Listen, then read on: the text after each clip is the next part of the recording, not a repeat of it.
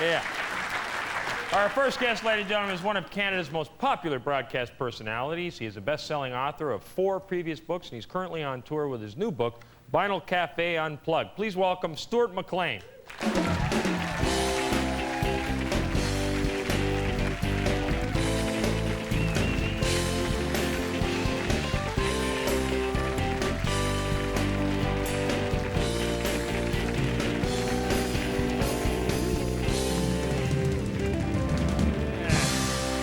Boy, huh? How'd you like that, walking out with those 2 gals? That's my lawyer and doctor. All right, fine. Okay.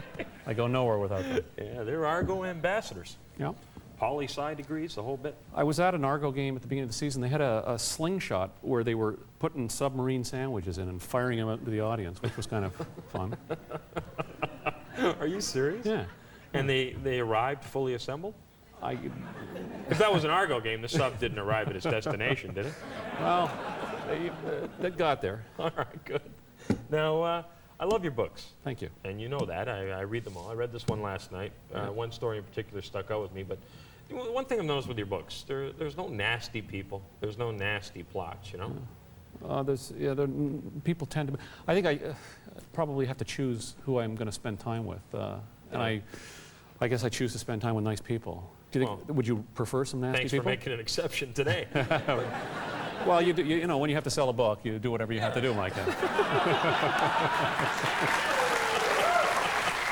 I'll go anywhere to sell a book.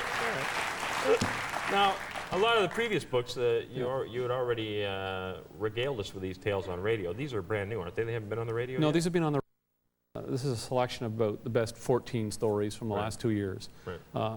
But they've changed since they've been on the radio, because the script that you write for radio isn't going to work in a book. So you spend about a year, or I spend about a year rewriting them, adding to them, taking it out, changing the order. Yeah, interesting, because when I wrote a book, we just took the stuff we wrote for TV and slapped it right in there. It was just a rehash. Yeah, well, that's a good plan. Yeah, you're an ethical man. For us, it was just a rehash. To be perfectly honest, it's the same book. It's just the cover that's new, actually. It's the old book. With a new cover, and because what we found is nobody actually reads the books. They give them away at Christmas. Yeah. And then they return them after Christmas. Right. But by then the royalties are already cut. You know what I did when? But do you sign the books? No. You should sign them, Stuart, because if you sign them, they can't be returned.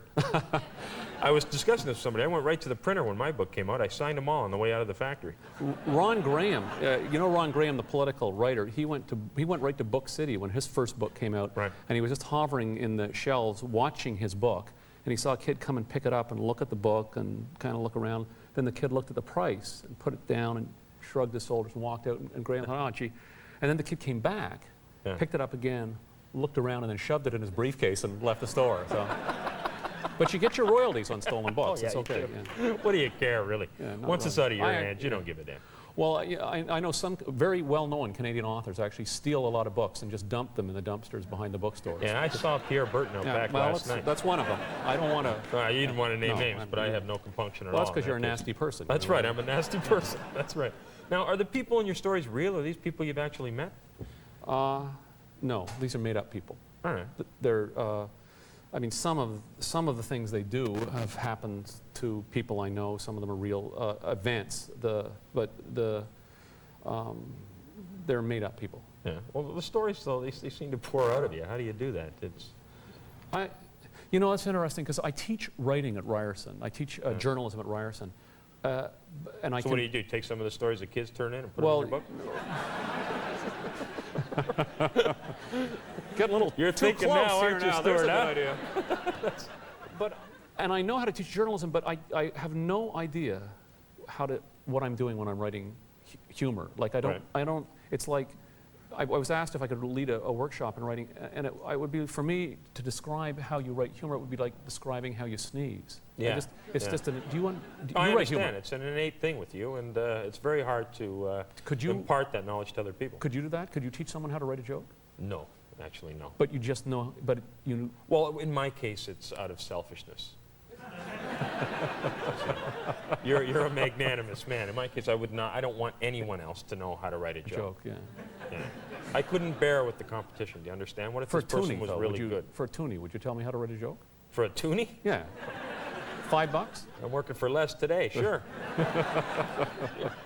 But it must be very difficult to teach people how to do that, because in your case, it's a lifetime of coming up with these parables. It's very difficult to teach I others just couldn't how to do that. I cannot. I can teach the technicality of writing a news story, but I couldn't teach how to write a funny story. It's just, it's something that you just do from We used to your gut. feel the same way about stand-up. People would come for these classes every Monday night, and most of us needed the $150 to teach it, so we really didn't care what was going on, but they showed up. And really, to me, it's something that's inherent. You're either born with it or you're not, and you just can't do it. You can't just stand up there and be funny. Yeah. It's a difficult thing. And you're on this Ontario book tour right now. Yeah. Yeah, so you're going all across the province. Yeah. Yeah. How's that going? Well, it's going. It hasn't started yet. We're starting soon, so it's. All right. It's So not, so far, not so really good. moving so fast. Yeah. The hardest thing, I think, the hardest thing about being on tour is finding good medical help. You get. Well, that's yeah. I mean, you're. I don't know if you're aware of, like, in public places like this, just the thousands of like wily viruses and bacteria that are orbiting you, like kind of like a family of organized criminals, just waiting to make their move. Oh, I've always thought of this place as a hotbed of bacteria. Yeah. And you don't want to. You get yourself alone in a hotel room at night, and you don't have good help around. Your family doctor's out of reach. I think when I was first realized this when I was in 7th grade, I was at a swim meet one night, and I was one day at school, and I was in my bathing suit, and I noticed that my kneecap was loose, something that I hadn't noticed before.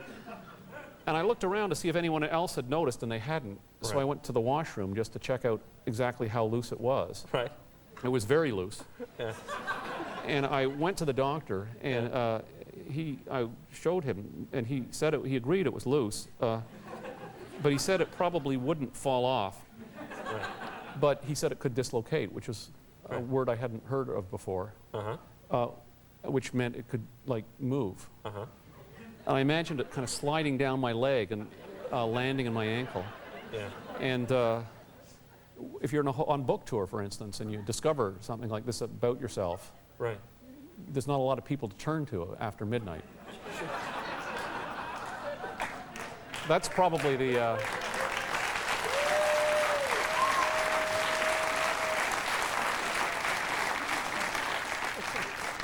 Unless, of course, there's those, somebody around with something like a cigarette or something you could smoke.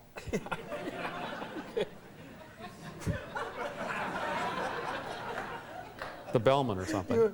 You actually thought your kneecap was going to slide down into your ankle?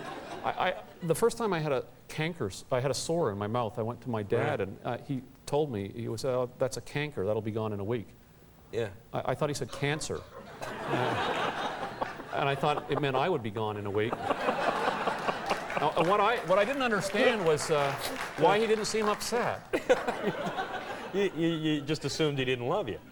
Well, and these are the sort of things you think about when you're leaving on a book tour without your doctor. I think you should have someone with you. I think it's a good idea. I do too. Now, how are they treating you down there at CBC Radio? How's life down there? I really don't spend a lot of time. I have a little place where I write during the day. I only go to the CBC at night, after dark, when no one else is there. When no one's there. Yeah, they're very supportive. But it's They're very supportive of you coming when no one's around? Well, they don't know I'm there, actually. They, they don't know I'm there. I don't know if they know the show's on the air. But being CBC, Stuart, if they knew, it'd be gone. No, actually, they are very supportive. Are CBC. They have been very kind to me over the years, CBC Radio. And so they should be. You've been hugely successful with the radio, the books. And I might drop dead at any moment anyway, so. Yeah. Well, I'll tell you, if you do, I'll be here. Yeah, you will, yeah. No. You could drop dead any moment too, Sure, I could. I mean, it could, it just could happen. We can always hope, Stuart. I mean, it might just be a headache, but it might not, That's right.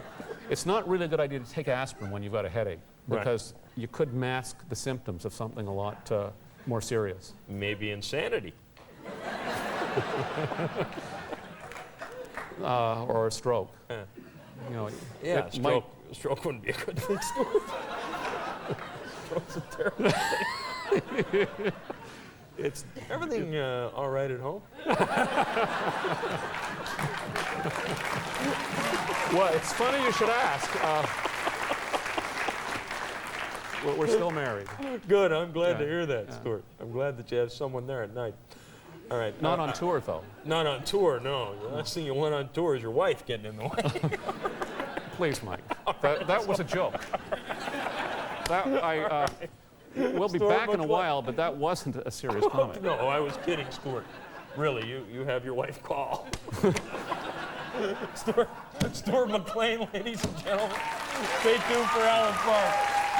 I love it.